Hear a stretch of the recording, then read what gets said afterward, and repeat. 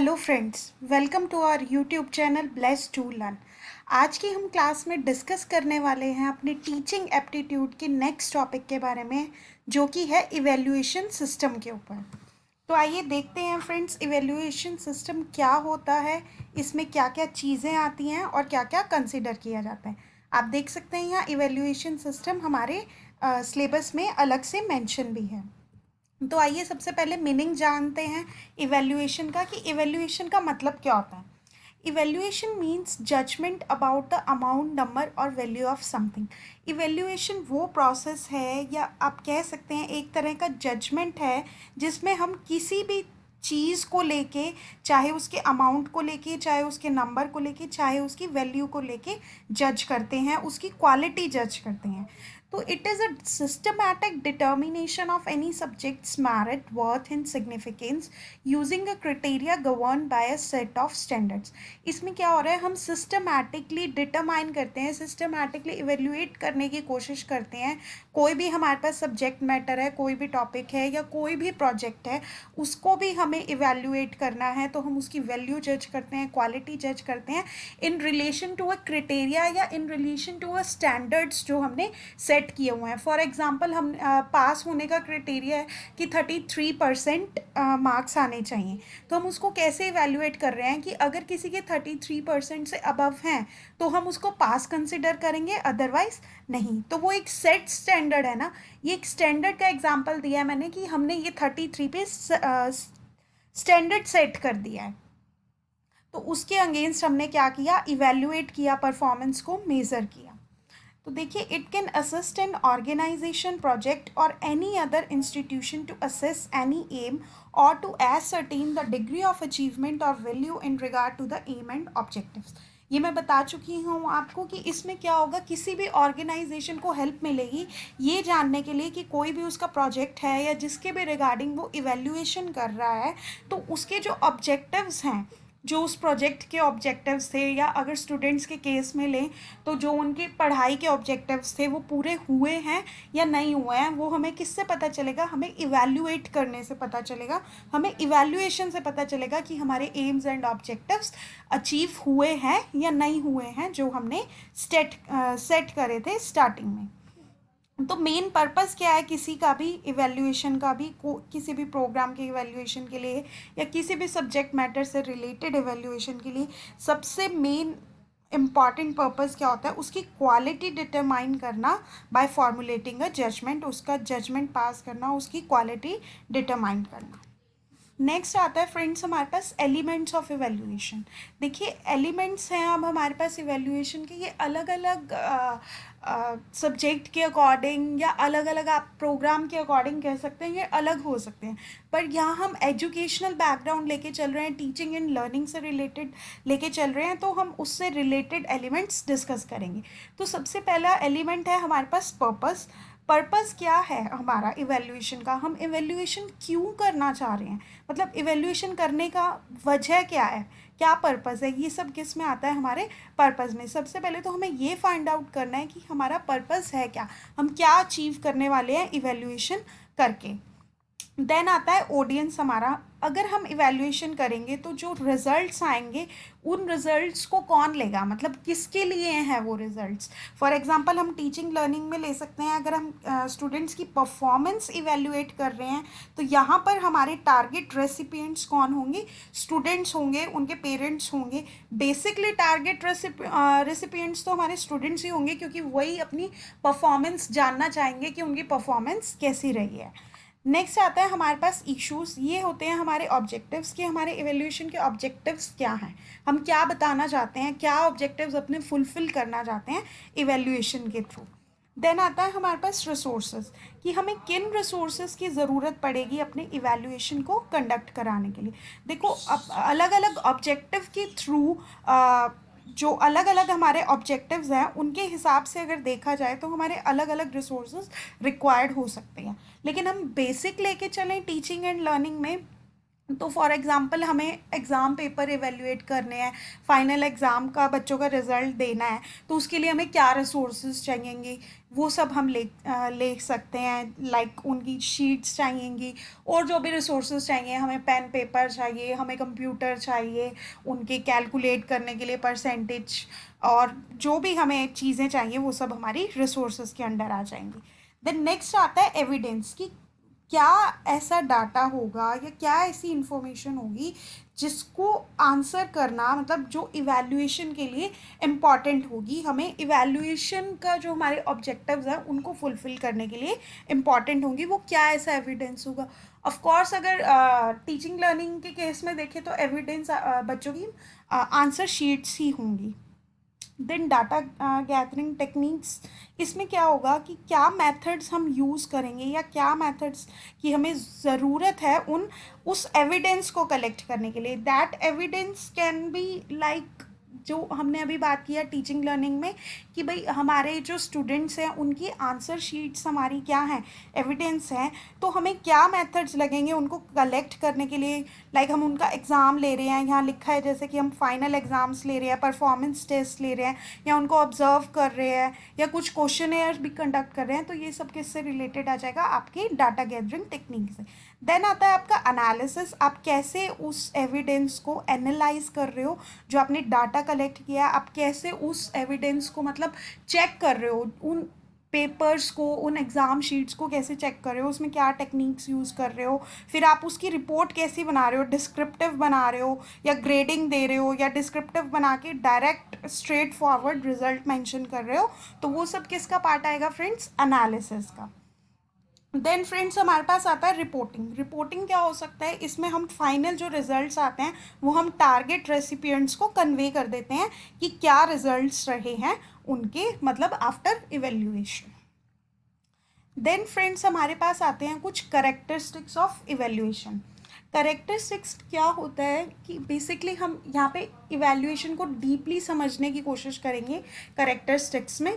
तो इवेल्युएशन हमने जान लिया कि क्या होता है, बेसिक मीनिंग तो लेकिन इवेल्युएशन क्या है, एक सिस्टमैटिक प्रोसेस है जिसमें केवल हम कैजुअल ऑब्जर्वेशन नहीं कर रहे प्यूपिल्स की, अपने स्टूडेंट्स की, हम एक सिस्टमैटिक एवेल्यूएशन कर रहे हैं, एक सिस्टमैटिक तरीके से उनकी परफॉर्मेंस डिटरमाइन कर रहे हैं, उनकी परफॉर्मेंस की वैल्यू डिटरमाइन कर रहे हैं।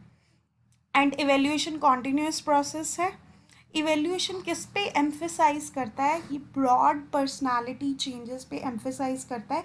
इसमें मेजर ऑब्जेक्टिव्स जो किसी भी एजुकेशनल प्रोग्राम के हैं वो स्टूडेंट्स ने किस हद तक अचीव किए हैं वो इसमें काउंट होता है। हम इवेल्यूएशन में यही तो देखते हैं कि जो हमने स्टूडेंट को पढ़ाया था वो किस हद तक उसे आता है या कितने अच्छे से आता है, तो उसमें हम ये सब तो मेज़र कर ही रहे हैं, प्लस उसके ब्रॉड पर्सनालिटी चेंजेस भी हम मेज़र कर रहे हैं इवेल्यूएशन में। देखिए लर्निंग इम्पॉर्टेंट है हमारी टीचिंग से ज़्यादा, ऑफ कोर्स इम्पॉर्टेंट है बहुत हमारी लर्निंग टीचिंग से ज़्यादा, क्योंकि टीचिंग का फ़ायदा ही तब है जब लर्निंग अच्छे से हो रही है। तो अब लर्निंग कैसे अच्छे से हो रही है या नहीं हो रही है, ये हम किसके थ्रू पता लगा सकते हैं, इवेल्यूएशन के थ्रू पता लगा सकते हैं। Educational objectives and learning experience should direct the students towards accomplishment of educational goals।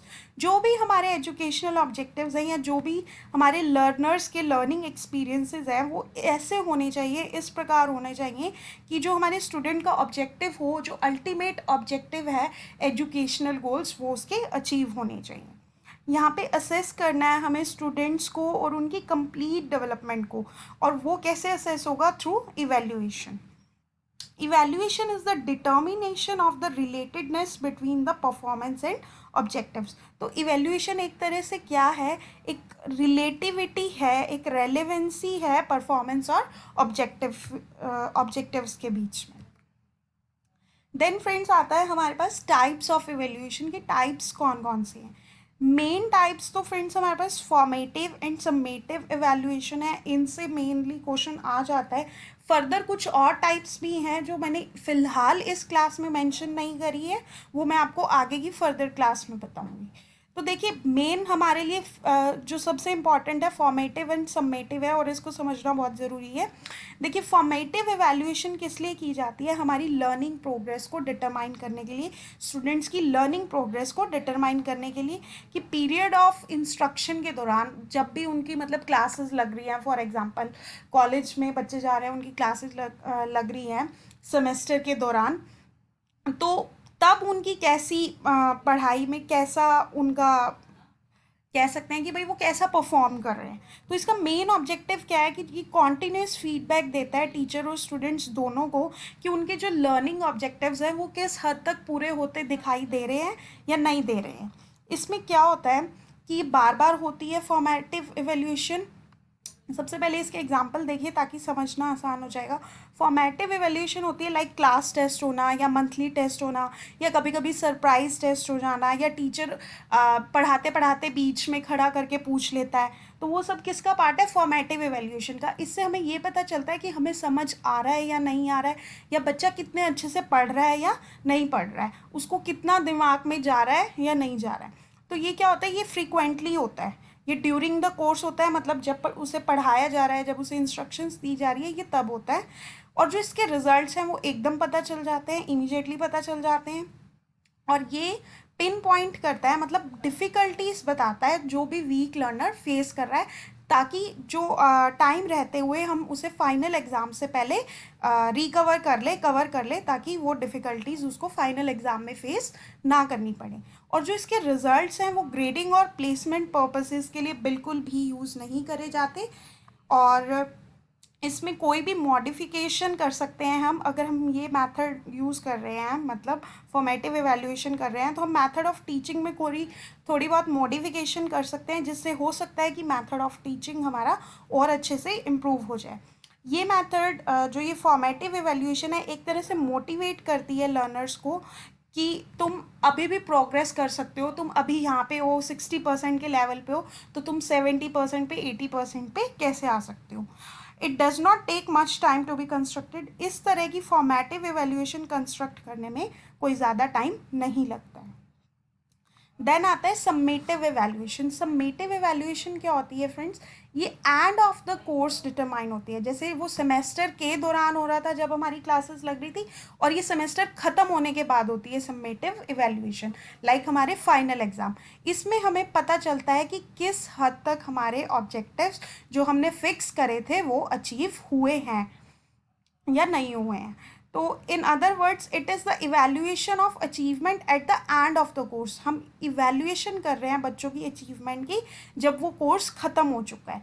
इसके एग्जांपल्स में आएगा, जैसे हम ले सकते हैं फाइनल एग्जामिनेशन होते हैं, या जब हमारे प्रैक्टिकल्स होते हैं, पहले हमें लैब्स में सिखाया जाता है, उसके बाद हमारे प्रैक्टिकल टेस्ट हो रहे हैं, ओरल टेस्ट हो रहे हैं, या फाइनल एग्ज़ाम लगा सकते हैं आप। तो मेन ऑब्जेक्टिव इसमें यही होता है कि बस बच्चों को ग्रेड्स दे दिए, मार्क्स दे दिए और बात ख़त्म। यहाँ पे बस हम जज कर रहे हैं कि कितना अचीव कर लिया है बच्चों ने, और ये टीचर की ऑब्जर्वेशंस पे बेस्ड नहीं होता, और ना ही ये कोई डिफ़िकल्टीज़ को दर्शाता है कि भाई ये डिफ़िकल्टीज़ ने लर्नर ने फेस करी हैं। ये केवल आपके रिजल्ट्स आपको बताता है कि आपने इतना अचीव कर लिया है और इतना नहीं। और इसके जो रिजल्ट्स होते हैं वो आपकी प्लेसमेंट और ग्रेडिंग पर्पसेस के लिए ऑफ कोर्स यूज़ किए जाते हैं। और ये मेथड मोटिवेट कर भी सकता है और नहीं भी, जनरली नहीं करता मोटिवेट लर्नर्स को।